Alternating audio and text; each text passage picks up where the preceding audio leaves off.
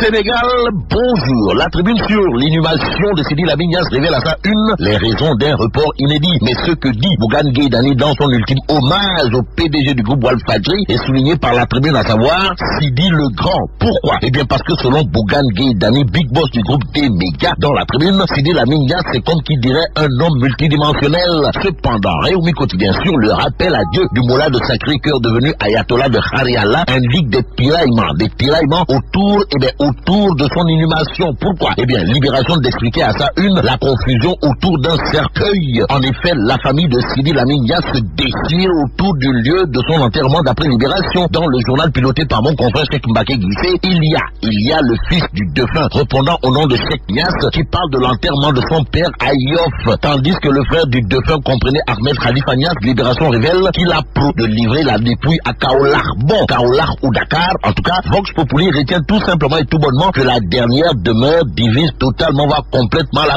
famille. La famille Niassène de Léona a finalement eu le dernier mot au regard du titre qui barre la une du journal Les Échos. Bon, polémique autour du lieu d'inhumation de Sidi Lamine Niasse. Les Échos renseignent ce matin que Ahmed Khalifa Niasse et les Khalifes imposent Kaolack. Ça veut dire quoi? Eh bien, ça veut dire, d'après le journal Les Échos, que l'enterrement de Sidi le Grand est prévu demain vendredi à Léona Niassène. Que retenir d'autre d'après Les Échos, sinon le pavé dans la mare envoyé par Ahmed Khalifa Niasse qui dira Cheikh Niasse n'est pas. Alors là, pas du tout. Le fils aîné de Sidi, son grand frère Ahmed, a été présenté hier. Aujourd'hui, il conviendrait de retenir une bonne fois pour toutes, d'après Les Échos, que la dépouille de Sozolé qui doit l'accueillir est fin prêt. Ce qui prête à confusion dans cette histoire, d'après source apporte sur un enterrement au forceps. En tout cas, source A nous informe que la conférence religieuse de la Ziara annuelle de Léona Niassène 2017 disparue plane sur le contentieux entre les enfants et les frères. Propos du Moulin au sujet des divergences et entre autres tiraillements sur le lieu de son inhumation révèle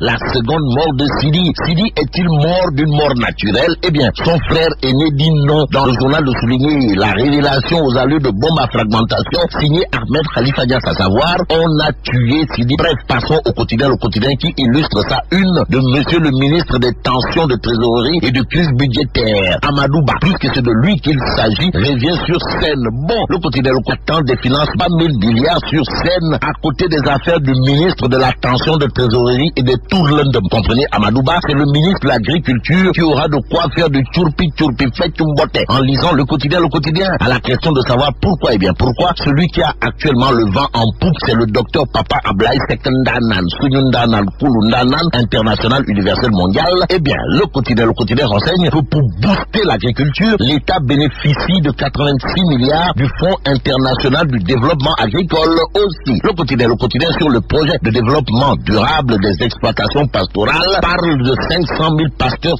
ciblés. Cibler les activités de monsieur le ministre maire de Louga. Voilà ce que fait Direct Info. Le journal en tout cas révèle que Ndeketeyo, le ministre Moustapha Diop séduit les députés et déroule tranquillement, comprenez nicement sa feuille de route, comme pour dire qu'avec Sawai, le ministre et maire de Louga, c'est Kinbokul Safin. Vox Populi dans ses colonnes de révéler que Moustapha Diop, plus que c'est de lui qu'il s'agit, a devant la représentation du peuple listé point par point toutes ses grandes réalisations avant d'annoncer de gros projets pour le Sénégal. Que retenir sinon? Monsieur le ministre de l'Industrie a annoncé la date de l'inauguration du parc industriel de Diamniadio, à savoir le 22 décembre en présence du chef de l'État. Tatoulen Lolouaï et en l'État, Sud Quotidien sur la non-implication des acteurs politiques dans le contrôle des parrainages révèle le oui, mais des experts électoraux. Pour l'instant, terminons avec Les Échos qui, sur les reproches de Sophie Gladima Sibi à VAD, nous informe que Babacar Gaye, porte-parole du PDS, dénonce les délires d'une fofolle. Et là, mais la tchédong de Badou. Bon, à jour J-82, le porte-parole du PDS, en l'occurrence Babacar Gaye, à propos de Sophie Gladima Sibi, parle de délire d'une fofolle, en tout cas vise le Sénégal.